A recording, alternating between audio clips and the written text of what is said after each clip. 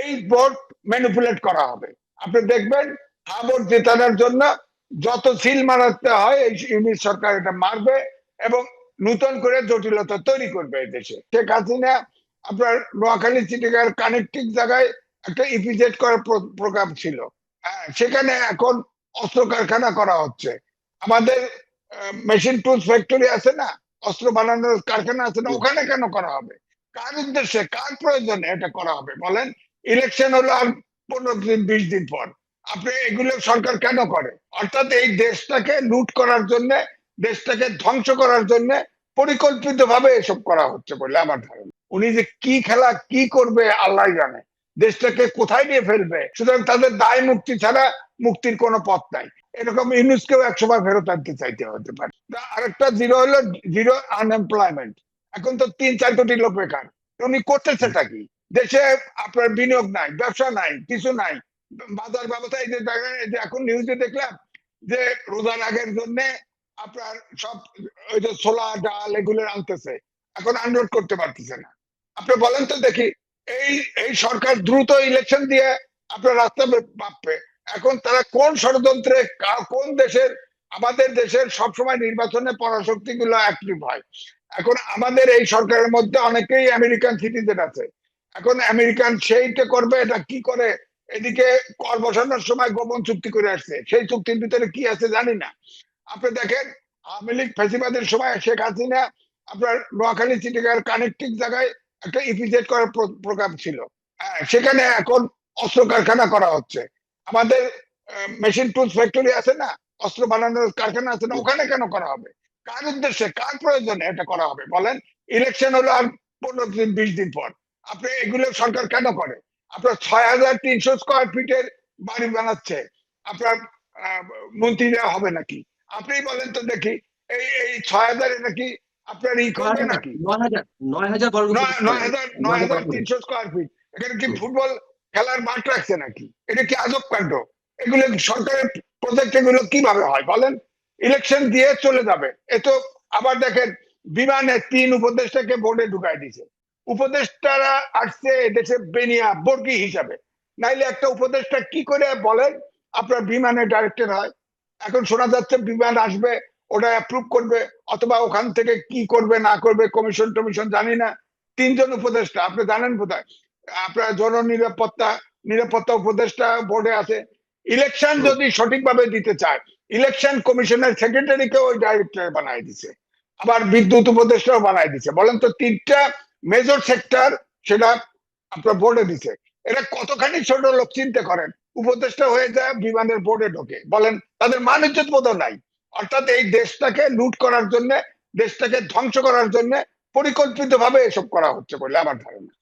আমার প্রশ্ন সেখানে সাংবাদিক মাঝে যে এই যে ভারতীয় ইকোনমিক জোনের জন্য যেটা প্রস্তাবিত ছিল সেটা বাতিল করে করুক, আমাদের কোনো আপত্তি নেই। কিন্তু যেখানে বাংলাদেশ অর্ডিন্যান্স ফ্যাক্টরি রয়েছে, সামরিক সমরাস্ত্র কারখানা রয়েছে, এখানে যেসব আগ্নেয়াস্ত্র বা গুলি যেসব উৎপাদন করার কথা বলা হচ্ছে, সেইগুলো সামরিক মানে যে কারখানা রয়েছে, অস্ত্র কারখানা, সেখানে কাঁচামাল হলে তারা নিজেরাই পারে। এবং এটা তো আমি যতদূর জেনেছি সেনাবাহিনী বা সশস্ত্র বাহিনীর সাথে কোনো ধরনের আলোচনা করেনি। নির্বাচনের মাত্র 15 দিন বাকি থাকতে এই ধরনের বড় সিদ্ধান্ত নেওয়ার উদ্দেশ্যটা কি আসলে পেছনে, আপনার কি মনে হয়? এইটাই তো আমি বললাম তো, বিমানের বোর্ড করা, আপনার মেশিন টুলস ফ্যাক্টরি আছে, সেখানে আপনি ডেভেলপ করে যত খুশি অস্ত্র বানান না, অ্যাটমিক বোম বানান না, সমস্যা কি? বানান না, ক্ষমতা থাকলে বানান না, প্রজেক্ট নেন। কিন্তু আমার কথা হচ্ছে নির্বাচনে আছে 15 দিন। আপনি অন্তর্বর্তীকালীন সরকার, আপনি যদি নির্বাচনে আন্তরিকই হন, তাহলে আপনার কেন এইসব মেগা প্রজেক্ট গুলো আপনি নিচ্ছেন? বিমানের 2-3 উপদেষ্টা পাঠায় দেন, তার ভিতরে ইলেকশন কমিশনের সিনিয়র সেক্রেটারি আছে, বলেন আপনি। তাহলে প্রশ্ন এই জন্য রিক্সায় উঠলে বলে ইলেকশন হবে, তো এই প্রশ্নের বাইরে যেতে পারছে না। কারণ পৃথিবীতে আমার মনে হয় একমাত্র আল্লাহ ছাড়া ডক্টর মোহাম্মদ ইউনূসের মনের খবর কেউ জানে না। উনি যে কি খেলা কি করবে আল্লাহ জানে, দেশটাকে কোথায় নিয়ে ফেলবে। এদিকে বিশ্ব ব্যাংক, আমি অনেক ডিটেল বলবো না, বিশ্ব ব্যাংক ফোরকাস্ট করেছে এই বছরের শেষে জিডিপি গ্রোথ হবে 3.5%। অর্থাৎ এই ইলেকশনটা যদি না হয় তাহলে দেশে দুর্ভিক্ষ হবে। তো দুর্ভিক্ষ কে সামাল দিবে বলেন আপনি? এই জন্য আমি বলছি যে যত ঝামেলাই হোক না কেন, এই সরকারের উচিত নির্বাচন দিয়ে নির্বাচিত সরকারের কাছে ক্ষমতা হস্তান্তর করে বিদায় দেওয়া, নইলে দেশটা কিন্তু ভয়ানক বিপদগ্রস্ত হবে বলে আমার কাছে মনে হচ্ছে। আমি এই অস্ত্র কারখানার বিষয়ে একটু আপনাকে জিজ্ঞেস করি। তুরস্ক, চীন, পাকিস্তান এরা নাকি এক ফ্রন্টে এসেছে বাংলাদেশকে কেন্দ্র করে, এরা আলাদা একটা জোট, মানে বাংলাদেশ কেন্দ্রিক আর কি। আমরা এবং যতদূর জানি তুরস্ক এখন যুক্তরাষ্ট্রের প্রক্সি করে। মানে যুক্তরাষ্ট্র কোথাও সরাসরি ইনভলভ হলে সেখানে তো বিরোধিতা আসে, আমাদের মনে একটা তুমুল সন্দেহ জাগে। এখন তাদের হয়ে প্রক্সি করে। এরকম কোন খেলা, মানে গভীর কোন ষড়যন্ত্রের মধ্যে আমরা পড়েছি কিনা, এবং সেটি এরা বাস্তবায়ন করছে কিনা? আমার কাছে মনে হয় তাই। কারণ আমি তো আগেই বললাম যে আমাদের দেশে নির্বাচন হলে সকল পরাশক্তি অ্যাক্টিভ হয়। অর্থাৎ আমাদের যে জিওগ্রাফিক ভৌগোলিক অবস্থান, তাতে করে আপনি দেখেন সারা বিশ্বে 80টা সেনাঘাঁটি আছে আমেরিকার, এই জোনে নাই, সাউথ ইস্ট এশিয়ার ভিতরে কোনো নাই। তো এখন ধরেন আমেরিকা তো শেখ হাসিনা কিন্তু বলেছিল যে আমরা ওই সন্দ্বীপ দিলেই আমার সরকারে থাকার সমস্যা নেই, ওই দ্বীপ দিলেই। এগুলো কথার কথা হয়তো আমরা বিশ্বাস করি নাই বা করি না, এটা হতে পারে, হতে পারে। কারণ তাদের এই সাবকন্টিনেন্টে আমেরিকার খবরদারির জন্য এখানে একটা সেনাঘাঁটি দরকার এই অঞ্চলে, এবং সেটা বাংলাদেশ আপনার সবচেয়ে উপযুক্ত প্লেস। এটাতে এটার যে ওই কারখানা, অস্ত্র কারখানার ভিতরে এই আমেরিকার ইন্ধন নাই বা আমেরিকার ইচ্ছা নাই, গোপন চুক্তির ভিতরে যে ওটা নাই, এটা কেমন করে বুঝবেন আপনি? আমার বক্তব্য হচ্ছে যে আপনি তো এটা শুরু করতে পারবেন, শেষ তো করতে পারবেন না। এটা তো বিশাল ব্যাপার, বিশাল প্রজেক্ট। যেমন মন্ত্রীদের জন্য ফ্ল্যাট বানাচ্ছেন 9,030 করে, এটা তো শেষ করতে পারবেন না। এটা টেন্ডার দিবেন কি? টেন্ডার দিয়ে কমিশন কার বিদায় হবেন নাকি? আমি তো বুঝতেছি না। নাকি বাইরের কোন এজেন্ডা বাস্তবায়ন করতেছেন? জাস্ট বাস্তবায়ন। আপনি ধরেন এই যে যে যে অস্ত্র কারখানা করার চেষ্টা করা হচ্ছে, অস্ত্র তৈরি করা, এটা তো হয়তো কোনো দেশকে দিয়ে ফেলবে, কিন্তু ওখান থেকে কমিশন খায় যাওয়া যাবে, কিন্তু ওটা তো তৈরি শেষ করতে পারবে না, শুরু করতে পারবে না। কেন ফিজিবিলিটি তাদের স্টাডি, অনেক কিছু আছে। তাদের যদি এই ধরনের কোন ডিজাইন থাকে, না আরো 5 বছর 10 বছর থাকবে, যেটা আপনি বললেন ডক্টর ইউনূসের মনের কথা এক আল্লাহ ছাড়া আর কেউ জানে না, যদি এই ধরনের টার্গেট তাদের ভিতরে থাকে? না, থাকলে তো তখন পার্লামেন্ট, সংসদ তো নির্বাচন হবে, মেজরিটি কেউ না কেউ পাবে, সেটা জামাত পাক আর বিএনপি পাক। এবং ওই সিচুয়েশনে আপনি দেখবেন এই সরকার তখন পালানো ছাড়া রাস্তা থাকবে না।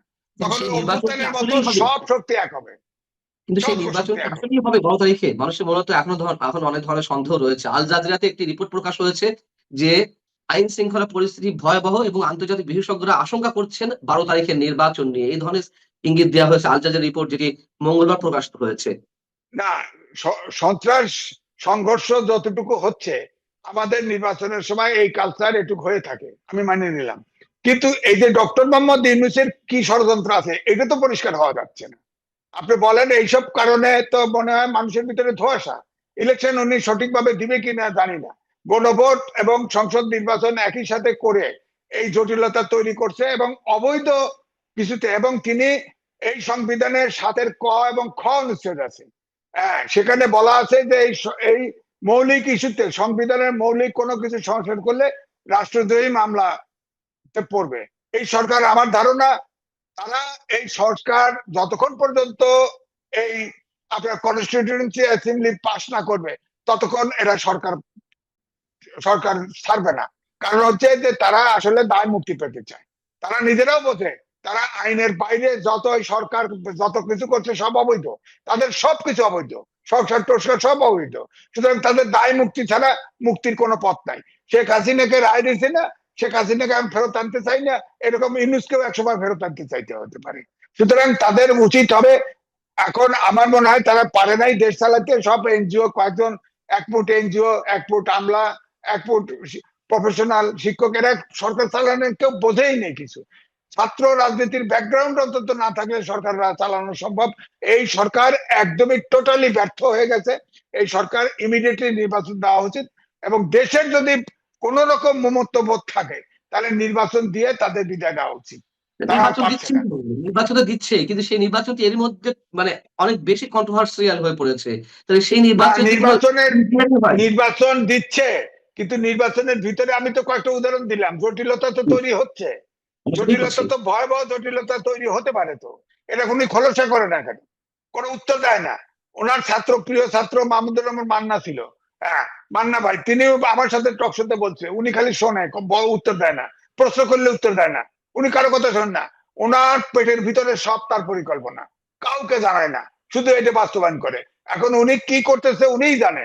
তবে আমাদের কাছে উপসর্গ একটাই, যে ইলেকশন কমিশনের সেক্রেটারিকে ট্রান্সফার করা, আপনার এই যে বড় বড় প্রজেক্ট নেওয়া, অস্ত্র তৈরি করা, এগুলোর ভিতরে অবশ্যই বিদেশি এজেন্ডা বাস্তবায়নের প্রতিশ্রুতি তারা আছে, এবং এটা নিয়ে দেশে একটা জটিলতা হবে, তাতে তার সরকার থাকা দীর্ঘায়িত হওয়ার সম্ভাবনা আছে। অনেক অনেক ধন্যবাদ এমএ আজিজ। তো তারপরেও যাওয়ার আগে, শেষ করার আগে একটা প্রশ্ন আপনাকে করি, উত্তরটা নিতে চাই। এই যে ডক্টর আলী রিয়াজরা যে বয়ান দিচ্ছিলেন, সরকারি কর্মকর্তারা প্রচার করতে পারবেন, হ্যাঁ পক্ষে প্রচারণা চালাতে পারবেন, উপদেষ্টা বিভিন্ন জেলায় জেলায় গিয়ে তারা এই ধরনের কথাবার্তা বলছেন, এখন যে এটি দণ্ডনীয় অপরাধ, এই দণ্ডটা এখন কে দিবে? দেওয়ার কোনো ক্ষমতা আছে কারো? না, এই মুহূর্তে তো আপনি দেখেন না, ওই এক মাহাদি নামে এক ছেলে, বাচ্চা ছেলে থানায় যা বলছে না, এই বেটা পোড়ায় দেবো, আমরা তো থানা পোড়ায় দিছি, আবার লোক ছেড়ে দে। তারপরে আবার থানায় গেছে, রাত্রে তাদের বেল দিয়ে দিছে, কোর্টে গেছে, বেল দিয়ে দিছে। তো এখন তো দেখেন পুলিশও ট্রমাতে, তখন বিচারকও ট্রমাতে আছে। তাহলে এখন এই জন্য দেশটা এমন অবস্থায় আছে, কে বিচার, কোথায় বিচার, আমি তো দেখতে পাচ্ছি না। আপনি দেখেন, একটা একটা ছেলেকে, আপনার ছাত্রলীগের ছেলেকে জেলে আটকায় রাখছে, তার ওয়াইফ এবং বাচ্চা, এটা কি হয়েছে জানি না, তবে আত্মহত্যা করেছে, মৃতদেহ হসপিটাল জেলখানার গেটে নিয়ে গেছে, তাকে প্যারোলে মুক্তি দেয় নাই, এখন আবার জামিন দিছে। এই জামিনটা আগে দিলেন না কেন? আর প্যারোলে মুক্তি দিলেন না কেন? তার স্ত্রী, তার বাচ্চা, সে বলার সময় একটা কথাই বলছে, আমি আমি স্বামী হতে পারলাম না, আমি বাবা হতে পারলাম না। বলেন এই অভিশাপ তো লাগবে না, এইটা অভিশাপ। আপনি প্যারোলে তার নিজের স্ত্রী, কন্যা মারা গেছে, তাকে দেখতে দিলেন না, প্যারোলে দিলেন না। আবার দেখেন আওয়ামী লীগের মন্ত্রী ছিল হুমায়ুন সাহেব, তিনি তো বিনা চিকিৎসায় তাকে থানায় হসপিটালে আনা হয়েছে, হসপিটালে মারা গেছে, তাকে ডান্ডা বেরি সহ, হ্যান্ডকাপ পরা সহ তাকে পাঠানো হয়েছে, বলেন। এবং নরসিংদীতে সর্বকালের সর্ববৃহৎ জানাজা হয়েছে। এগুলো অমানবিক।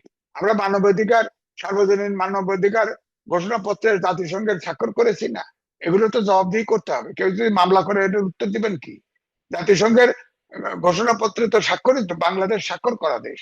সুতরাং এগুলা সরকার কোনো দিক থেকে কিছু পারছে না।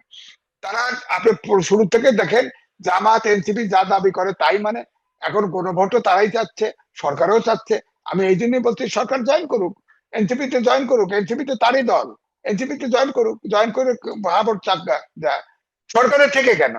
সরকার আর বড় দল, বিশেষ করে বিএনপি, তারা মনে করে নির্বাচন হলেই তো জিতে যাব।